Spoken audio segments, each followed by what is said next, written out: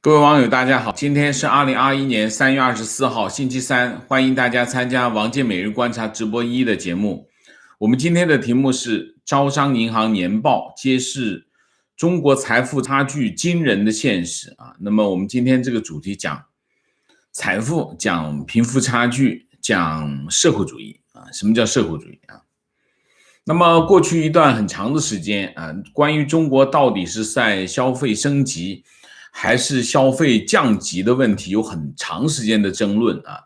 那么原因是什么？原因是代表着高消费的茅台酒股价啊不断的创新高，屡创新高。另外代表着贫困消费的涪陵榨菜也屡创新高，两边都在创新高啊。所以关于这个消费升级还是消费降级，这个争论一直在发生，大家其实没有结论啊。那么招商银行作为中国股份制银行的一个标杆啊，那么它每年公布的这个财报都是市场关注的焦点。那么作为银行零售业之王啊，那么招商银行把零售业做得非常的好啊。那么招行里面的数据，它年报里面的数据也给我们可以通过这些数据可以展示中国经济真实的面貌啊。其中跟什么有关？跟客户数据有关。那么这些数据它的真实性远远超过国家统计局给出来的数据啊。那么上个星期这个招商银行公布了它的年报啊，2020年的年报，营业收入2904亿啊，那么增长7.7%，净利润973亿啊，增长4.8%啊，不良贷款1.07%，连续4年下降，它的业绩符合预期啊。那么招商银行仍然是中国银行里面的标杆啊。那么如果支付宝可以讲是普惠金融的代表。那么金葵花就是富人的支付宝啊。那么在它的业绩当中啊，那这个有2个数据值得关注啊，一个是私人银行，一个是金葵花啊。那么这个招商银行它有私人银行的服务，私人银行服务啊，它的门槛是金融资产超过1000万以上啊。那么招商银行的私人银行客户基本上可以算得上是中国真正的富人啊，1000万金融资产啊。虽然很多人讲他也有1000万以上的资产，可能他80%甚至90%是一套房子啊，他的金融资产并没有那么多啊。招商银行的私人银行服务于金融资产超过1000万以上。那么金葵花是金融资产50万以上，你可以理解成什么？这是中国的中产阶级啊。那么招商银行的这个零售业务啊，我们叫银行零售业务的数据，你可以通过这个数据来分析中国的财富分布和贫富差距啊。那么我们来讲这个数据啊，招商银行的客户啊，零售客户总数15800万啊，这是个非常大的基数，所以它有一个数据的代表性。那么金葵花以上的客户是310万啊，占客户总数的1.96%。那么私人银行客户是81674户，总共是8万1000，大数是8万1啊，占客户的0.06%。那么零售客户的总资产，就是所有的这个15800万的总资产是89417.57亿啊，大数就是将近9万亿啊。那么金葵花以上的客户是73455亿，占总资产的82.15%。私人银行的总资产是22311亿，占总资产的31.03%。我们把这个数据拆开来看啊，那么以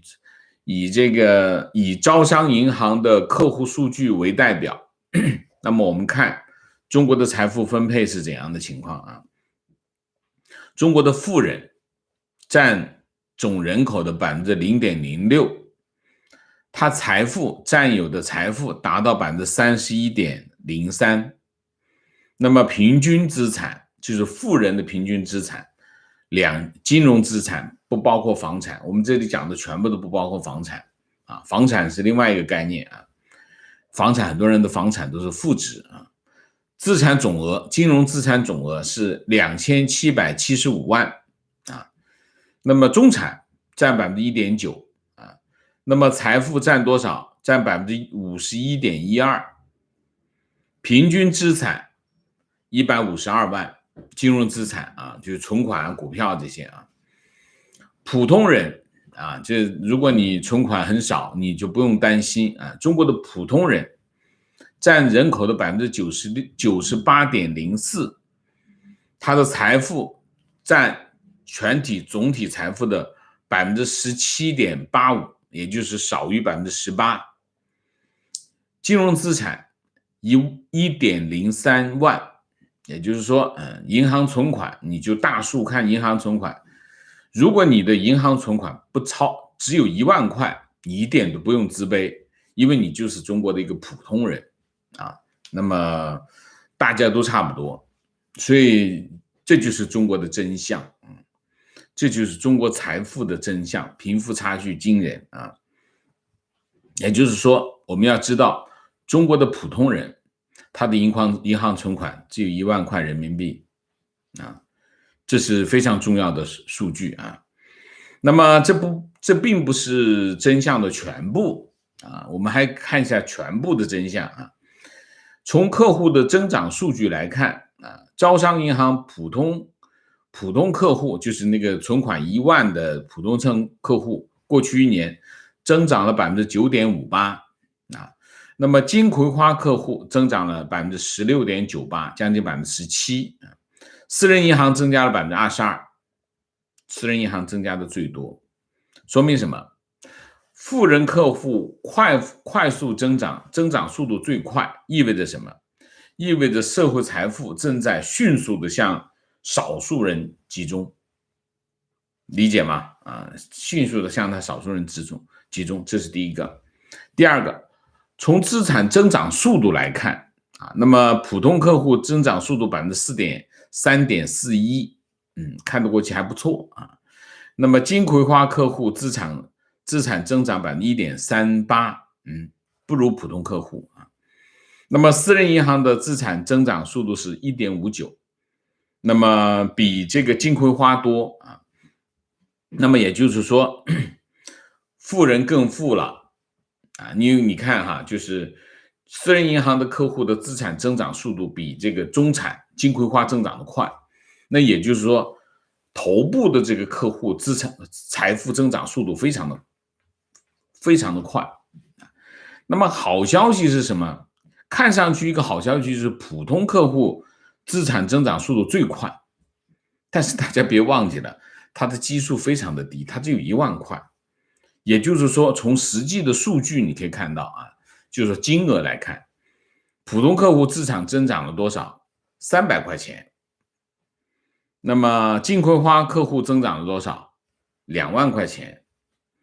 私人银行这个资产增长多少？43万啊。虽然这个比例更高，普通客户比看得上去还不错啊，但它只有300块钱啊，300块钱，也就是说，私人银行资产增长是普通客户的多少倍？1450倍啊。这是惊人的差距啊！中国存在着惊人的财富差距，我们可以把这个形容成什么？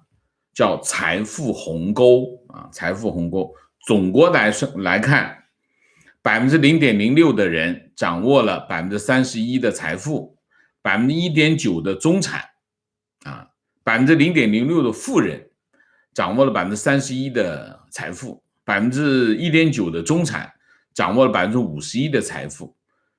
占总人口的98%的人口，只掌握了不到18%的财富，而且富人的财富增长速度更快，而且表明这个社会不仅仅这个富人进一步在争夺中产和穷人的社会财富啊。那么这个数据是有一定的代表性啊。为什么？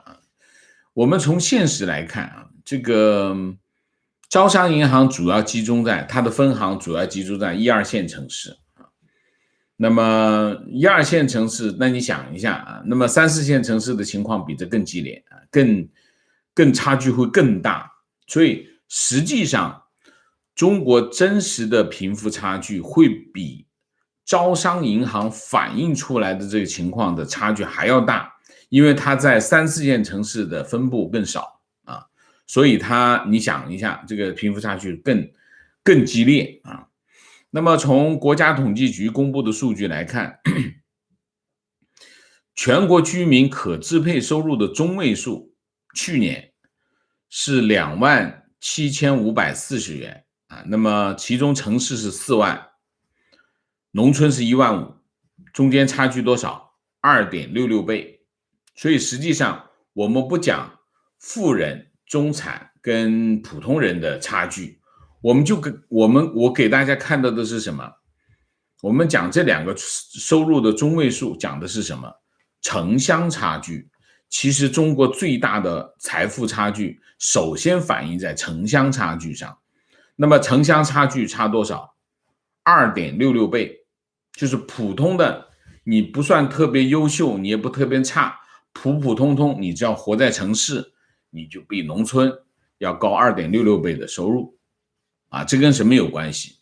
这跟你的能力没有关系，这跟你的性别也没有关系，跟什么有关系？跟你所处的位置的有关系。这叫什么？这就叫制度性的歧视，这就是社会不公啊。那么中共对这件事情心安理得，根本无所谓啊，而且他统计局每年都会公布啊。那么邓小平在提出改革开放的时候啊，他是这样说服他的党内的同志的啊，他说我们的政策是什么呢？我们的政策是让一部分人、一部分地区先富起来，然后带动和帮助落后的地区。先进地区帮助落后地区是一种义务啊，这是什么时候说的？这是1986年邓小平说的啊。那么现在你可以看到这幅图画已经实现了啊，这幅图画已经实现了哪部分？前面的部分啊，就是一部分地区啊，我们说的1、2、3线城市已经富裕起来了啊，然后一部分人是谁？就中共他们自己啊，他说的一部分人，他没说特定是谁，但是其实你一看，哦，这一部分人原来邓小平讲的一部分人是谁？是中共他娘的自己啊！那广大的人民啊，中共98%的人民，他一个月他银行的存款只有1万块钱，这就是中共描绘的这个图画。我们终于明白邓小平1986年讲的一部分人先富起来，然后由先进地区帮助落后地区是个义务啊，原来这是骗人的啊！所以你可以看啊，中国的橱窗是什么？中国的橱窗就是1线城市、2线城市，甚至3线城市，这就是中国的橱窗。那广袤的中西部地区、广袤的农村地区仍然是贫困，仍然是落后啊。那么这就反映了什么？这就反映了中国的举国体制真正的含义。举全国之力办中共的大事，最终实现了中共他们自己的富裕啊，证明了他一直强调这个制度的优越性。这个优越性是什么？这个优越性是针对中共他们自己的。所以这个体制最终反映出来的能力是什么？只能让少数人富裕起来，只能让少数地区看起来比较先进，大部分地区仍然贫穷落后。中国有个数据它不报的啊，这个数据是什么？世界银行在2018年公布了一个数据，什么数据？就是那些成年人第一个是成年人，第二个没有银行账号的人没有银行账号的人是什么？那肯定没有存款连存款都没有，连银行账号，连金融服务都没有的人。那么这些人通常是最贫困的人口那么中国仍然是世界上没有银行账号人口的最多的国家中国是多少人？中国第一，2亿2500万人，中国是世界上最多的没有银行账号的人口第二是谁？第二是印度不意外，1亿9000万，巴基斯坦1亿，印度尼西亚9500万那么人民银行以前我印象中是2016年不到2017年公布的数据，中国有5亿人没有1分钱的银行存款，没有存款的人。好，我们再来看一下中国相对富裕的人口是什么情况谁是中国相对富裕的人群？网民。网民他至少有手机，因为现在是上网大部分用手机他至少有手机网民他的情况是什么？网民的情况就是20%，这是去年的数据26%的人口每月收入少于1000块26%就是每4个人里面有1个人，超过1个人，他的每个月的收入少于1000块这是中国的网民，相对富裕那么44.6%，也就是45%，大数45%的人口收入在1000到5000块之间，高收入人群就是5000块了5000块的人群30%那么这个贫富差距大家看见有多大吗？1000块钱以下的有4个人里面有1个，那30%的人就是超过25%了有5000块钱以上那么大家知道阿里、华为、腾讯、中金这些银行，这些金融机构、互联网公司员工的年均收入是多少？60万60万。那你看中国的贫富差距有多大非常的大那么过去5年间，在中国的人口当中那么中等收入的人群5年中等收入的这个收入中等收入的人群增加了25%，5年增加平均1年增加5%，高收入人群增加了多少？35%，相差10个点，5年就增加了10个点。你讲一下，你的基数本来就比它大，然后你还增加速度比它快，意味着什么？贫富差距直接在增加大家知道一个正常的健康的经济体，它的经济增长动力来自什么？来自消费美国的经济增长70%来自消费，所以美国人收入这个消费一增加，经济马上就跑上去所以中国的经济增长3驾马车，出口、投资、消费只占多少？30%但是过去几年中国一直在讲中国的消费比例在上升，但是这个数据不是真实的那么对于一个富裕家庭来说，你可以看到中国的收入是在增加收入是在增加，但是其实收入增加跑到哪里去？其实跑到了顶部往上面跑，底下分享的财富更少。那你想一下对于一个富裕的家庭来说，你多增加了1万块钱的收入，并不会刺激他的消费。为什么？因为他全都有了你1万块钱不够我买一辆汽车，也不够我买一个游艇，我不一定去消费。但是对于贫困家庭来说，你多了1万块钱，你马上会去消费，因为你要改善你的生活。这就是为什么我们现在看到的情况是什么？我们现在看到的情况，中国的这个我们叫这个茅台酒屡创新高茅台酒屡创新高，说明什么？富裕阶层的收入在增加。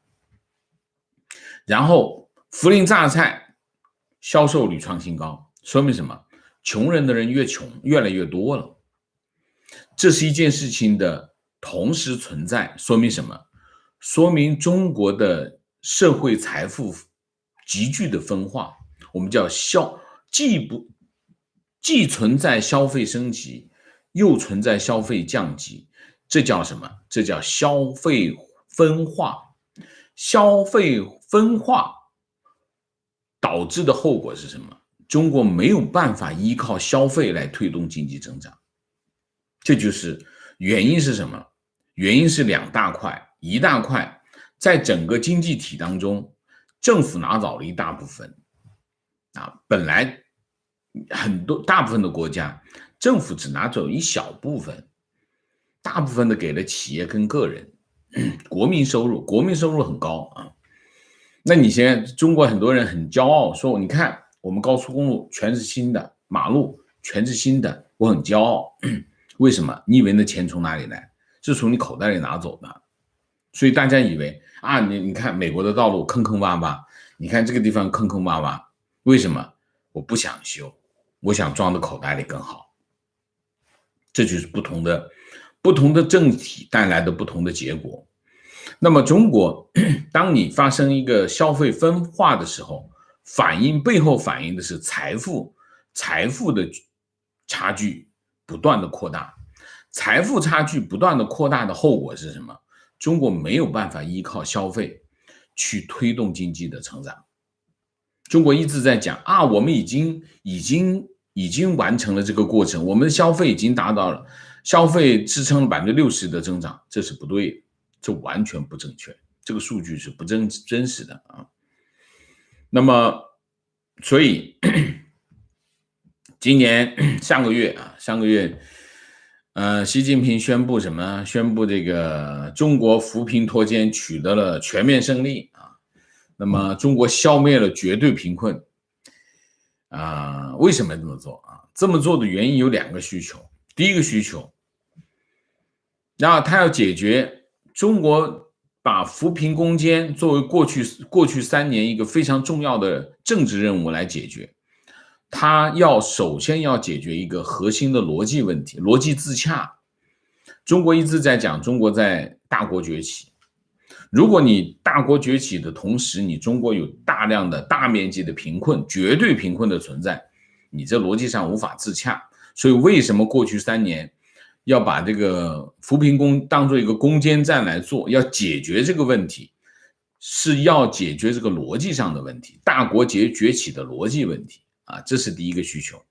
第二个需求就是社会主义的问题什么叫社会主义邓小平讲了，社会主义就是共同富裕，社会主义的基本原则就是共同富裕。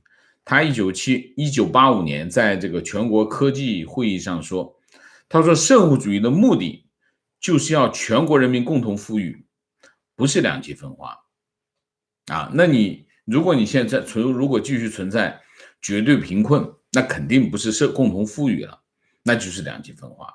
所以他消灭绝对贫困，所以习近平就宣布我们已经消灭绝对贫困了。那意味着什么？我们小康社会建成。这是另外一个逻辑上的自洽。逻辑上的自洽是社会主义的自洽，一个是大国崛起的自洽。但实际情况是什么？实际情况我们刚才拿出来的数据你可以看得非常的清楚。中共既没有解决贫困问题，也没有解决共同富裕的问题。中国的现状除了中共通过大权独揽最终实现的是什么？他们自己的富裕以外，啥问题都没有解决。这就是所谓的社会主义。社会主义是什么？社会主义捞钱而已，摄取权力的人通过权力捞钱而已，这就是结论。你可以看招商银行的这个财务数据反映出来的结论就是这个。好，我们今天的主题就到这里总结一下，招商银行公布它的去年的财务数据，反映什么？反映了一个基本的事实啊，这就是我们今天要看的这个表，大家看不看得清楚？这个金字塔，这个金字塔反映出来的是什么？就是社会上中国0.06%的富裕人群掌握了这个社会30%的财富啊，那么1.9%的中产阶级掌握了51%的社会财富，98%的人口只有不到18%的社会财富，这就是中国现今的经济现实、经济真相，也就是中国所谓的社会主义，就是这个屌样啊。那我们今天的主题就讲到这里，我们下面进入互动啊。进入互动之前，温馨提示，请大家点赞，请新来的网友订阅，请大家加入我们的会员，支持我们做更好的节目，做更好的自己。谢谢啊。那我们进入互动之后呢，请大家不要聊天。那么4个情况、问题、观点、情绪，还是有很多的网友呢会跑到我们的这个评论区或者是推特上面来提很多问题。我在这里我在这里再说一次啊，我只会在聊天室里面跟大家互动啊，回答问题啊。那么在这个评论区也好，在推特也好，我是不可能有时间跟大家讨论问题的啊，而且这样效率也不高，好不好？所以请大家如果有问题，还是来聊天室。所以我还是希望大家能够关注我的推特号或是脸书号，来通过这个参与我们的互动啊，直播节目。那么也提醒大家，我们的这个点亮小铃铛的这个比例是相对比较低的。所以大家尽量的点亮小铃铛，点亮小铃铛之后，你就会收到直播的通知，来参加我们的直播啊！参加直播是个非常有价值的过程，而且有些网友不愿意看广告，我最近有看到有些网友提出来广告有点多，有2个解决办法，一个解决办法是来参加直播就没广告，这第一个。第二个啊，你可以去订阅我们的 Patreon 账号 ，Patreon 上面是没有广告的。那么你说啊，王先生，你能不能不放广告？我可以不放广告，那我就没有收入啊。所以请大家理解，好不好？好，谢谢啊。提问王老师，在10年前，一般第二产业的中层管理或技术人员工资水平还是超过公务员，为何现在公务员平均工资已经远远超过很多，还算外企的中层管理人员？是政府财政吸取能力变强了，还是想通过提高公务员工资来拉动社会平均工资，提振消费？都不是。这2年谁的收入增长最快？有3个人群收入增长最快。第一个就是公务员啊，公务员过去一段时间收入增长是最快，不断的加工资啊，各种福利上很多啊，这是第一块。第二块，部队、军队的待遇在提升的非常的快啊，这是第二个。第三，离退休人员啊，退休公司也加了啊，这3块加的最多，离退休少一点。其实最快的是军队跟公务员，为什么？这是中共的政权基础啊，这是习近平的作风，就是那种山大王的风，跟我混，吃香的喝辣的，我就给你们好的待遇。为什么退休会增加？退休增加的原因是之前的基数太低，所以给他们再加一点啊，大概是这样。他们不会振兴消费啊，因为公务员在中国是中等以上收入啊，公务员是中等，因为他现在的收入水平属于中等以上收入的啊。提振消费，真正能提振消费的不是这个人群，是更低的中低等收入人群。你加一点点收入，马上就把钱花出去了啊，是这样。观点：城市与农村的差距还有一点，城市人口的生活成本也很贵，农村至少还有土地，可支配的费用，农村也有可能比城市要多。那你对农村不了解啊。这些年过去10年吧，我们不说更长时间，过去10年农村的生活成本的增长远比城市来的高这比你想象的要不一样所以城市的生活成本很贵，你说的没错，但是农村的生活成本的上升幅度比城市要大情绪现在的中国就是努力工作，你看得到未来，但你活不到未来；不努力工作，你活得到未来，但你看不到未来。所以现在大家就是一个字，混日子。我不知道你的逻辑是什么，不努力工作还能活到未来，但看不到未来是什么情况？OK， 我理解了。努力工作，你看得到未来，你的未来就在那里但你活不到未来，可能你就根本没命活下去就是过劳死之类的。不努力工作，你活得到未来，你混得到未来但是你看不到未来，你不知道未来是什么样子。OK， 很悲伤的一段陈述观点：中共金字塔顶端利用高压反腐打击排除政治异己，对内树敌太多，也有可能偶然因素引发政治突变，中共断裂崩溃我们不要老指望这种事情好吗？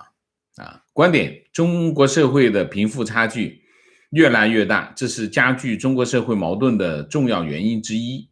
其中官僚阶层的财富积累最让人诟病，官商勾结的现象比比皆是。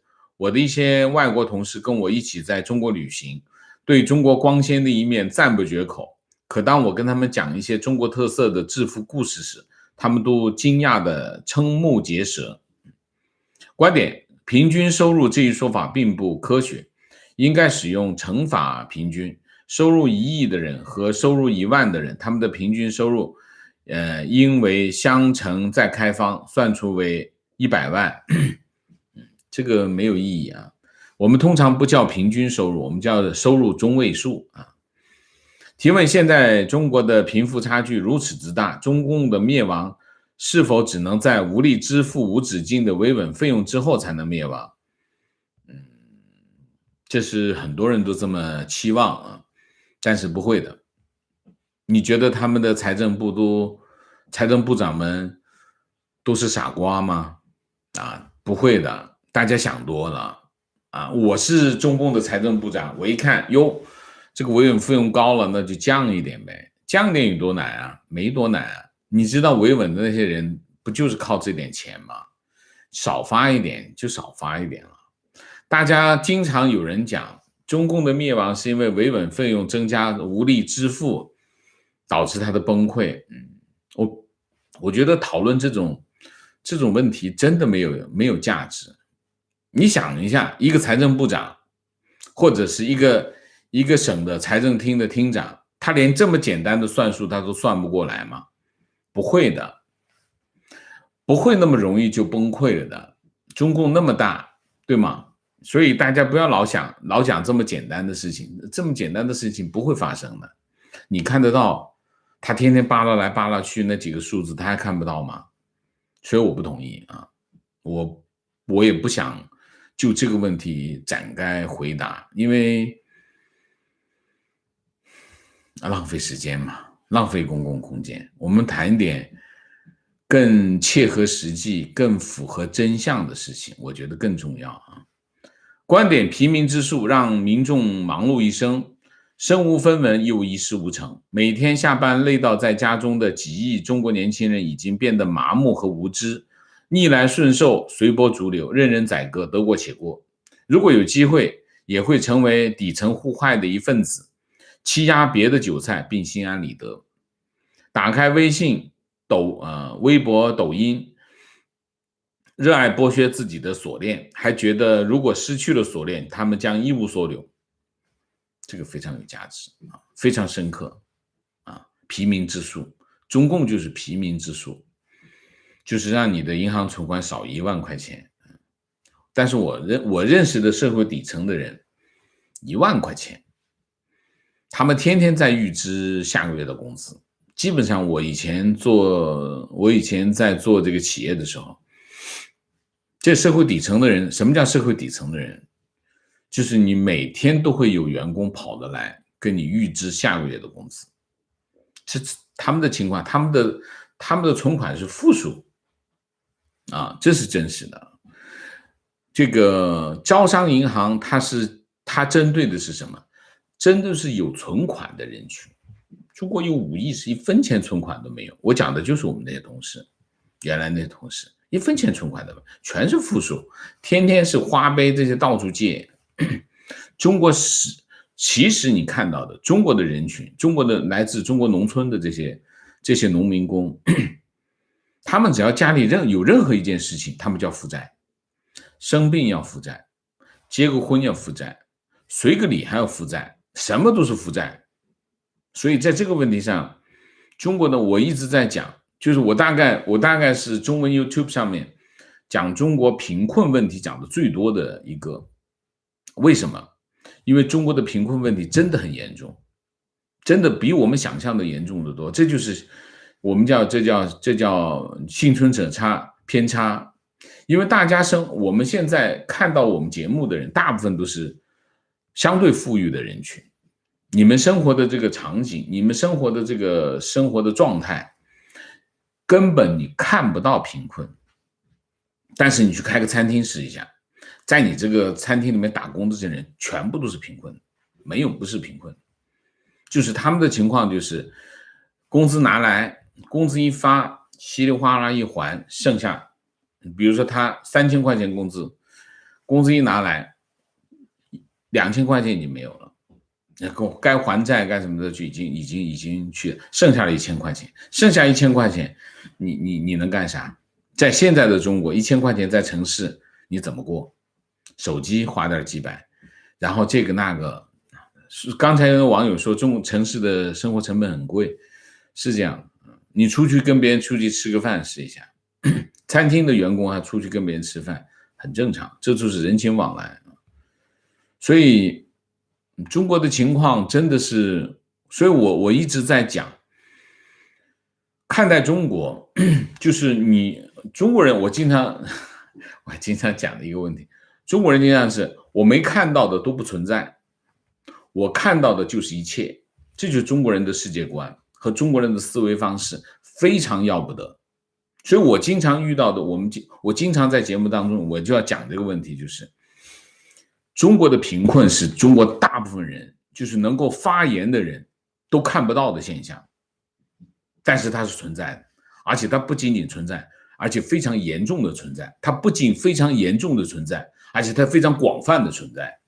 这就是中共欺世盗名的地方。我为什么非常愤怒？我每次讲到这个问题，我就非常的愤怒，因为我真实的遇到非常多这种案例，他们真的走投无路。你可以看到，在网上很多这个没有钱治病跳楼的人，自杀的人，这个在中国比比皆是。我有个朋友叫什么？叫这个陈卫军，他就去网上去查一下，他是个导演，纪录片的导演，非常有名的纪录片导演。他有一个纪录片，他拍了个纪录片叫《生门》，生长的生，大门的门。他去哪里？去这个妇产医院，妇产医院拍出生的这个过程，就是拍中国的产妇，通过产妇来看中国的情况。你在里面你就看到多少人间悲剧，保大保小，3000块钱保大保小，没有这3000块钱，你去选一个，你遇到的情况尽是这种情况。那个节目我根本看不下去，他跟我讲，你看一下我拍的节目，这就是人间悲剧，多少悲伤离合，我看不下去，我看2集我看不下去，大家去看一下，非常厉害的，非常震撼的这个纪录片，叫生门，生长的生，出生的生，门，大门的门，陈卫军拍的啊，这是我的一个朋友啊。所以讲到中国的贫困问题，中国的贫困问题真的无所不在。所以我经常讲，中国的传统文化的核心是什么？就是一个字，穷。这是中国历来的文化，就是穷。很多，我举个例子，小孩子在小孩子的教育当中，我生长的场景，我们从小有一个我们不能犯的错误是什么？我相信很多像我这年纪的人都会知道，不要把衣服弄脏，对吗？我们生活的成长的过程，小孩子不要把衣服弄脏，这是一个小孩子经常不能够犯的错误。为什么？穷啊！为什么穷？洗衣服很困难啊，因为我们小的时候没有洗衣机啊，大冬天在那里冰水里面洗衣服很困难，所以小孩子要把衣服穿的时间很长啊，你没有几件衣服啊。然后洗衣服意味着什么？这衣服会洗坏掉啊，你洗多了，这个衣服就坏掉了，坏掉你没有几件衣服啊。所以把衣服弄脏这件事情是因为什么？背后的原因是什么？就是穷啊。所以我们从小就是不能把衣服弄脏。等我现在有小孩的时候，我女儿从来不会他们从来不会觉得他们有一个顾虑把衣服弄脏，所以他们很活跃啊，他们什么都敢干。我们敢吗？我们不敢。我们知道这件事情会把衣服弄脏，就不敢干。这会对一个小孩子，你想那么活跃的小孩子影响多大？这是个巨大的约束。这就是穷后面从中共建政到现在，有没有解决这个穷问题？没有啊。有没有解决？没有。所以我们不能说啊，我没看见的东西不存在，我们看到的就是全部，这是错误的。中国人改变这种习惯啊。情绪身边很多程序员算是相对比较高薪的人群了，但是只有那些头部大厂的互联网公司的人身上有点存款，其他广大普通程序员只要买了房，银行基本上没啥存款，有孩子就更加基本月光，并且伴随着无止境的加班和996。可以想象那些平均收入还没这么高的工厂上班的广大青年是什么情况。难道他们要通过消灭贫困人群来达到消灭贫困吗？这有点像什么哈？就有点像华春莹那天前天说啊，这个中国要是像我们对待这个新疆维吾尔人一样去善待他们，美国就没有这个种族歧视问题。那是啊，你把他全关在监狱里面是没有种族歧视问题啊，就这个问题啊。提问：只有市场经济才能让独裁者拥有寻租的空间。习的180度大转弯，中国以后没有什么市场了，寻租空间又在哪里？中国怎么会没有市场？中国有市场，它只是大家别忘记了，只要你有货币，只要你用货币用等价交易的方式，就存在市场。怎么会没有市场？中国没有。习近平180度的大转弯讲的是什么？讲的是我们原来讲要发展私营经济，要发展外资企业，中共要搞的是国企，但是国企并不是没有市场，没有市场怎么搞国企？也没得搞。所以这个问题大家要理解是什么啊？观点：30-40年前，大陆的贫困人口基本上是赤贫，处于生存挣扎状态，山区和偏远农村更苦，起点太低。所以他们的收入、环境、生活水平提高一点，他们都会觉得大幅提升。他们吗？是你们吧？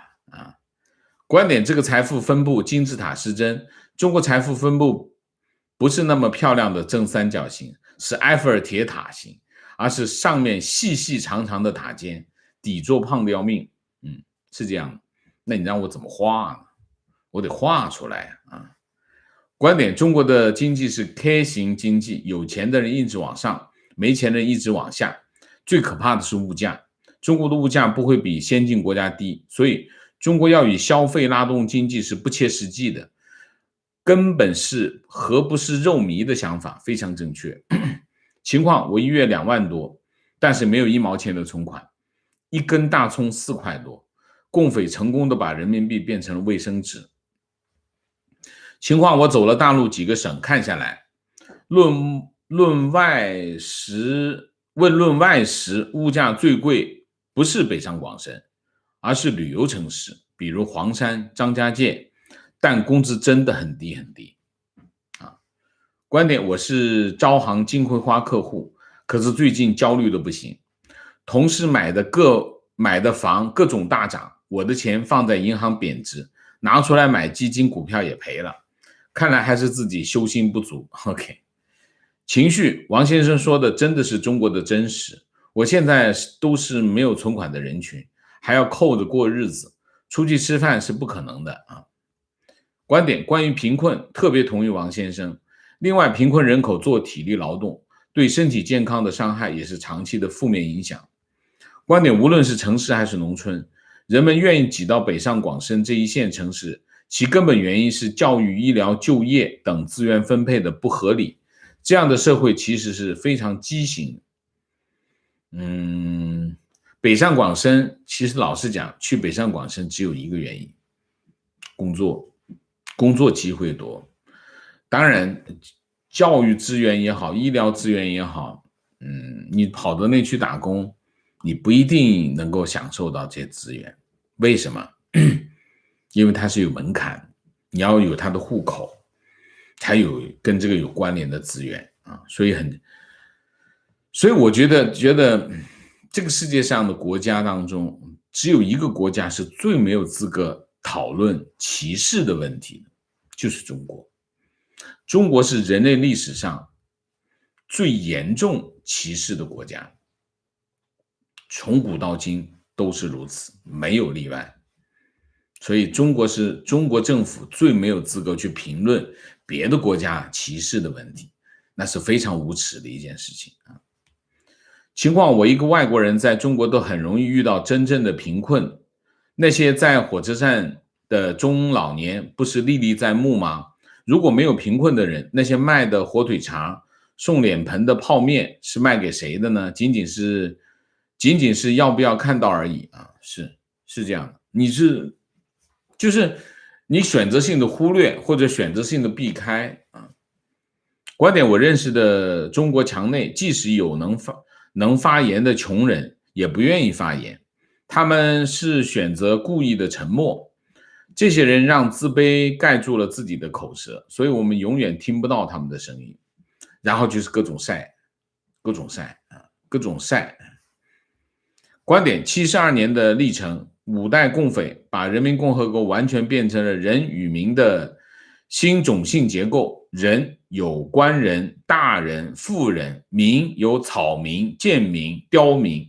总而言之，人是吃肉的，民就是为人供肉的啊，为人供肉的啊。情况，改革开放因为当年文革搞了10年，老百姓都穷都没办法，只能学西方资本主义。如果没有引入西方资本主义制度，现在中国就是大号的朝鲜。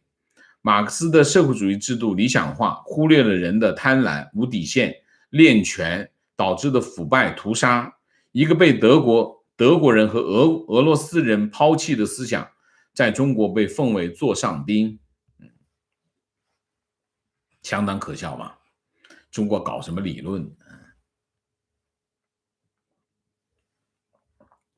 观点，有人把现在的中国称为国家资本主义，应该称之为国家社会主义更为合适，因为国家资源和财富都以公有制的名义置于少数人的控制之下，根本没有私有这间破房子的存在空间。正确。观点， CCP 通过控制所有的媒体，建立起心理的柏林墙，通过户籍制度建立了制度上的柏林墙，通过贸易壁垒建立了贸易的柏林墙。众所周知，柏林墙的目的就是围住东德人，防止他们奔向自由世界。那些中共建立的墙，在围住所有中国人，从他手中拿住，围住所有的中国人，从他们手里剥夺财富。提问，李克强所说的6亿人收入不足1000元，有9亿人收入不足2000元。他所说的这些人，应该是指是有工作的，或者有老人有退休金的，或者是打工的，应该不包括小孩。王老师，你的分析呢？应该是这样，应该。不过这里面是什么呢？它有一个平均收入的问题。平均收入的话，如果是用平均收入的概念的话，应该是应该包含在内的。所以它有500万人是没有零收入的人群，跟这是有关系的啊。所以我为什么今天没有引用李克强的数据呢？我今天引用的数据全部都是官方数据，全部都是官方数据。李克强的那个数据不算官方数据，我今天没有用，就用所有的官方数据，包括招商银行是官方数据，这是要那个审计的啊，审计过的数据。所以就算是官方的所有的数据都证明了中共他们的所作所为。观点帮助一个人脱贫其实是一件非常困难的事情，不是简单的给钱给东西就能解决，非常正确。贫困是什么哈？贫困是从根上开始，从机会开始，一直上去。你受到的教育，你得到的培养，你最终影响的是你的能力啊。通过你的能力，你在社会上的位置，这是一系列的问题。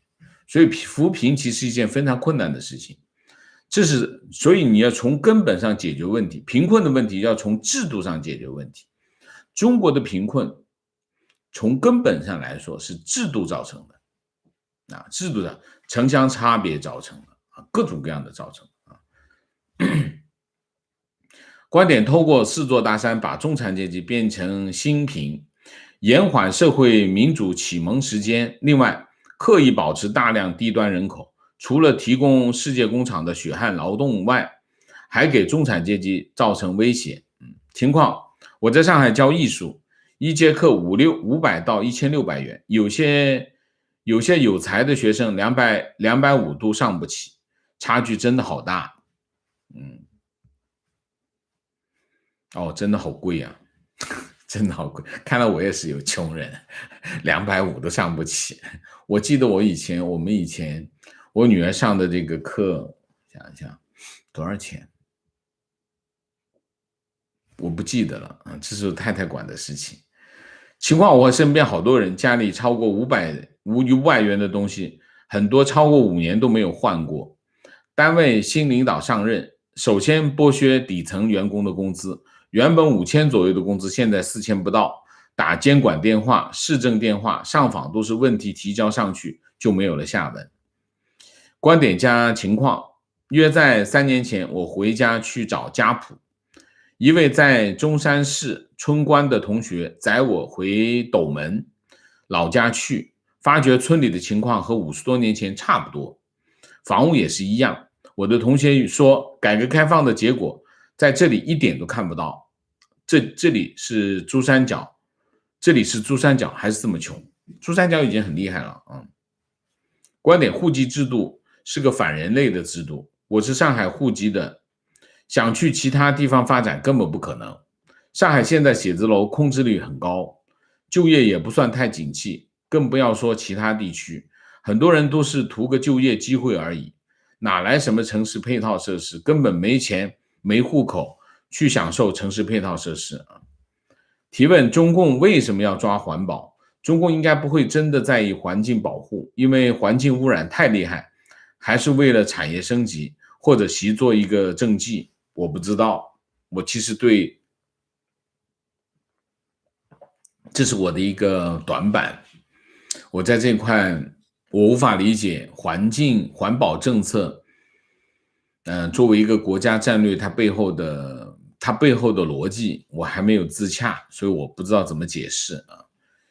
我还在学习，请大家教我好吗？提问，我接触的军工现在还用很老的技术和管理模式在运行，那么鼓吹的智能制造根本没有体现。倒转是民企的智能制造程度较高，请问王老师了不了解现在中国的军工实际高科技程度如何？中国的军工企业是什么？中国的军工企业我还是比较熟悉的，因为我就是在军工企业。中国的军工企业代表了3个特征有3个特征。第一个，制度的僵化。我有很多同学都在军工企业，因为我们原来就是军工企业，所以我们的同学很多大量的同学在军工企业。军工企业的特征是：第一，体制的僵化第二，效率的低下，第三，技术的落后，就这3个特征，没有别的。所以你说的智能制造这件事情，我不觉得它在10年之内你在中工企业可以看到。他会用他会做一些样板，军工企业做样子货，实在是所有的军工企业有一个岗位叫什么军代表，军队会有个代表在你这个厂子里待着，检查你的东西啊什么的。军工企业最厉害的是什么？就是做样子货，领导来检查啊，给他看一下。军工企业最厉害的还有一样东西，要钱要项目。他能要钱，他为什么要做好它？你想一下都知道这个道理。他吭哧做出来，还不如跑着去领导那儿哭一晚上，然后把钱要回来，啥都搞定。卖一个导弹，一个月的这个奖金就有了，卖一架飞机1年的奖金就有了。那你为什么要把这事情做好？所以在军工企业基本上是中国，你可以看到军工企业基本上是中国最烂的企业，烂有多烂？烂到根儿了所以军工企业，所以中国的这个所谓的自主知识产权，全是骗人的其他领域我不说，就说军工企业所谓的知识产权全是骗人的，他们根本没有条件去创造技术、创造产品，没有，完全没有。所以科技程度谈不上，根本谈不上。我太了解了，我的同学就是我的同学现在你看我年纪你知道，现在这个领导岗位都是我们同学这个级别的人提问：王先生，你曾说过中国历史是由计谋组成的，请问这是中国人喜欢用计谋来解释历史事件，还是中国过去的政权不喜欢拼实力，而喜欢耍手段？我不知道为什么是这样。中国历史永远是阴谋加胜利，中国的历史都是阴谋加胜利啊。你看一下西楚霸王跟这个刘邦竞争，西楚霸王是凭实力打，最后打不过刘邦，但是他实力比他强。刘邦是靠阴谋取胜，中国都是阴谋取胜。那你看这宋朝一样啊，宋朝不是阴谋取胜黄袍加身，阴谋取胜，都是逆取。中国的政权都是逆取，逆取是什么？就是你不应得，结果得了，就叫逆取。那你不应得了，靠的是什么？不就靠阴谋吗？所以中国历史都是阴谋构成，这是我的看法，不是绝对哈。那大家记住，我在这个节目当中讲很多话，大家想一下，我不在写文章，我不可能那么周延如果大家要听周延的陈述，我可以讲，但是你会听到很少的内容，而且你会非常的沉闷，没有意思所以我讲的话不那么周延，不那么就经常讲的一句话讲出来很绝对但事实上不是那么，我的意思没那么绝对，但是我得这么说话，我只能这么说话，否则的话没法听好吗？就这意思请大家理解一下。我经常有人在我们节目当中底下给我挑有2件事我很喜欢就挑我这个读白字错别字我经常读白字这个跟我这个小学中学学习有关系这是一方面另外一方面就是经常有人挑这个很好，我非常欢迎。另外还有就是挑事实上的错误会有事实上的错误就是引用错误的数据，引用错误的事实会用错，大家来纠正我非常愿意听，因为这是一个不是读稿子的节目，是我随时拿来的数据会出错拿来的事实也会出错因为脑子没那么好使再年轻10年可能会好一点。那么另外一方面就是有人会挑这个理我要反驳一下，就是请大家理解，我不会那么周延，没法那么周延，我不觉得有人能够做到这么周延。如果有这么周延，你不会去听的提问，请问王老师说高增长能掩盖许多问题的意思是效率低下，用大傻逼能掩盖吗？我不回答这样的问题，为什么？逻辑上不能自洽，双重否定是成立的啊，但是你这个就不成立啊，所以我不回答。情况 HM 因为对新疆棉花制品的问题被强国全网封杀，行业内所有的欧美品牌在国内下单做货，合作工厂都要进行人权验厂才可以合作，然而基本上没有什么用啊，对验厂人员贿赂，或者是专门做一个验厂的样子，实际生产还有很多外发，甚至发到监狱做的。没关系，先让它发生嘛，然后我们再慢慢的收紧嘛，所以你说没有用，没有用，先让它发生嘛，然后再慢慢检查，会有用，会有用，不要指望罗马一天建成啊。